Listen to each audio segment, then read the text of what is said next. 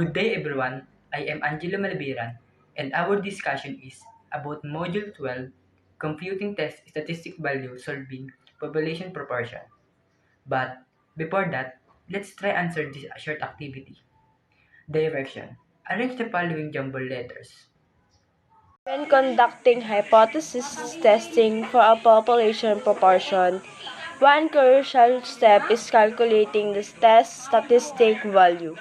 The test statistic measures the difference between the sample proportion and the hypothesized population proportion, allowing us to determine whether the difference is statistically significant or simply due to random sampling variation. To calculate the test statistic value for population proportion, we typically use the Z-score formula if the sample size is sufficiently large.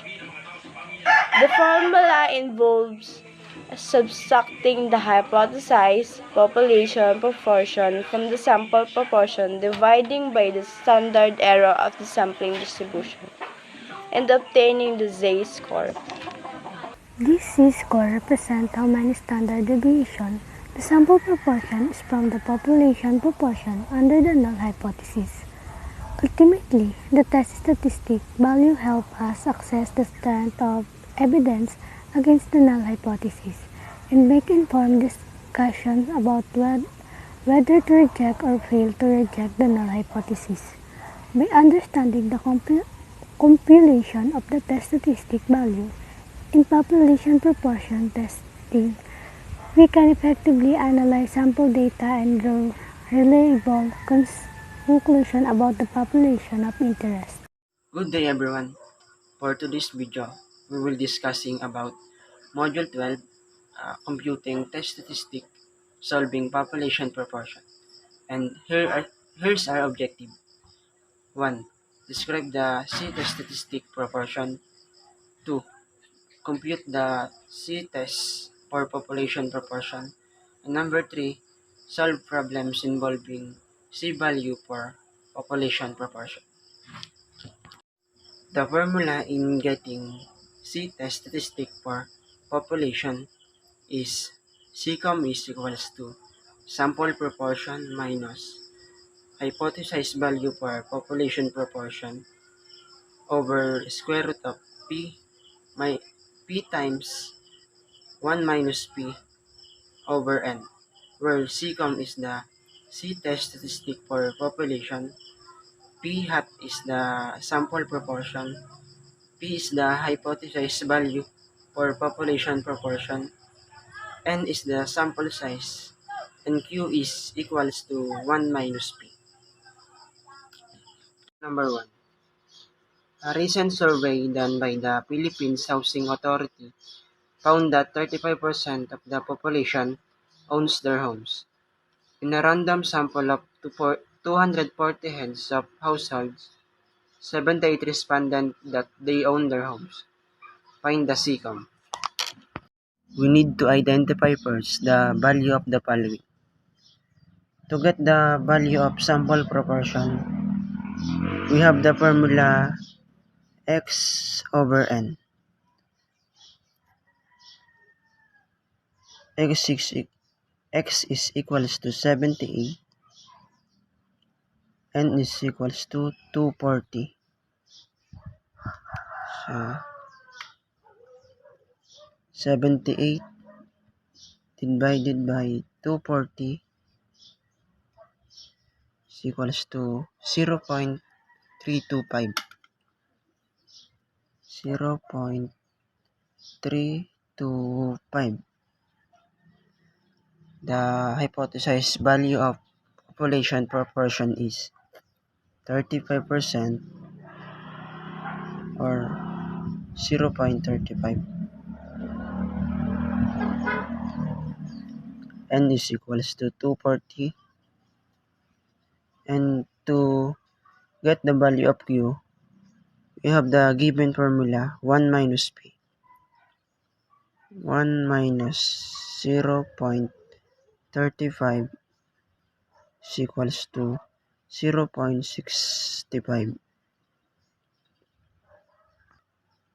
Pagkatapos nating i-identify ang value ng bawat isa, isa-substitute naman natin ito sa formula. Ang formula natin ay CCOM is equals to sample proportion minus hypothesized value of population proportion over square root of P times 1 minus P over N. 0.325 minus 0.35 over square root of 0.35 times 0.65 over 240.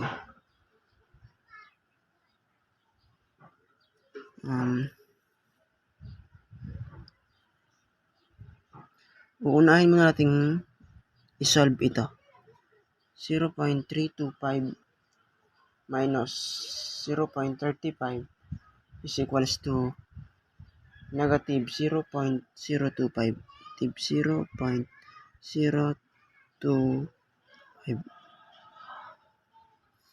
Then, ito namang nasa loob ay 0.35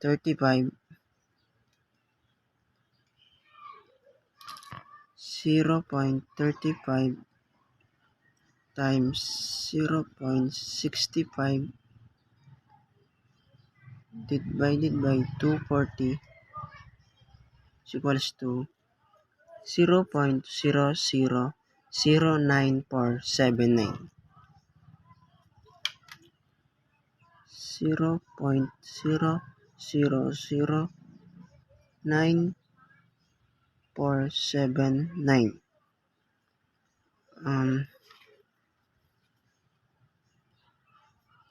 I-square root lang natin to. Square root of answer is equals to 0.03079.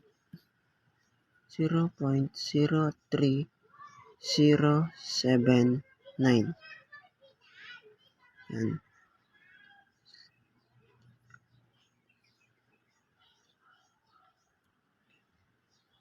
Yan, ipag-divide na lang natin. Negative 0.025 divided by 0.3079 is equals to negative 0.08119. I-round off natin kaya magiging negative 0.0812. 0.0812. Example number 2. Determine the value of CCOM given the following information. P is equals to 0.42. Sample size is equals to 150. And sample proportion is equals to 0.45. Kagaya ng sa example number 1, we need to identify first the value of the following. Sample proportion is 0.45. The hypothesized value of population proportion is 0.42. N is equals to 150. And Q is 1 minus P is equals to 1 minus 0.42 is equals to 0.58. Note pala, kapag given na yung sa sample proportion, hindi na natin kailangan gamitin ng formula na X divided by N. Then, pagkatapos nating i-identify ang value ng bawat isa, Isa-substitute naman natin ito sa formula. Secom is equals to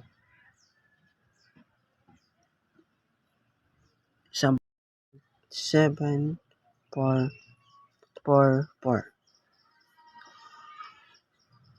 Therefore, the computed C value is Secom is equals to 0.7444. The claim is made that 40% of taxpayers use computer software to file their taxes. In a sample of 50, 14 use computer software to file their taxes. To test the null hypothesis, P is equals to 0.4 versus alternative hypothesis, P is less than 0.4 at A is equals to 0.5, where P is the population proportion who use computer software to file their taxes, and to test using the binomial distribution and test using the normal approximation to the binomial distribution. Determine first the value of Secom. Isa-substitute na ulit natin sa formula. Secom is equals to sample proportion minus P over square root of P times 1 minus P over N.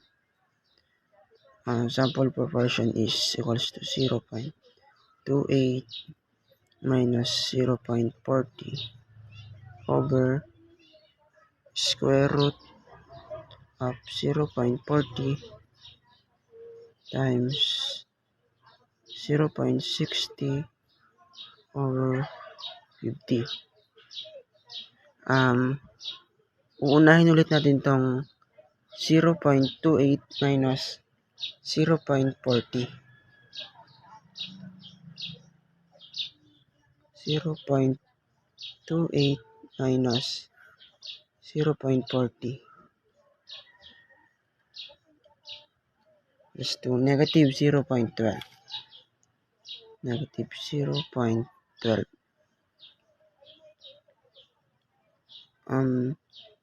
Ito namang nasa loob ng square root ay 0.40 times 0.60 divided by 50. Kaya magiging 0.0048. 0.0048.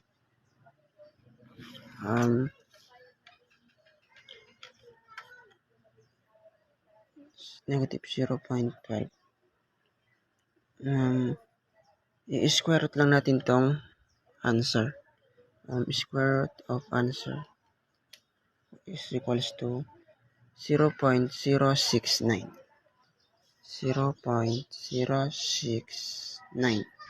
Wala na pala to. Yan. Kaya, ipag-divide na lang natin. Negative 0.12 divided by 0.069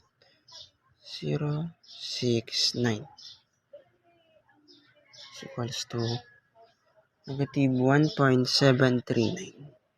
Negative 1.739.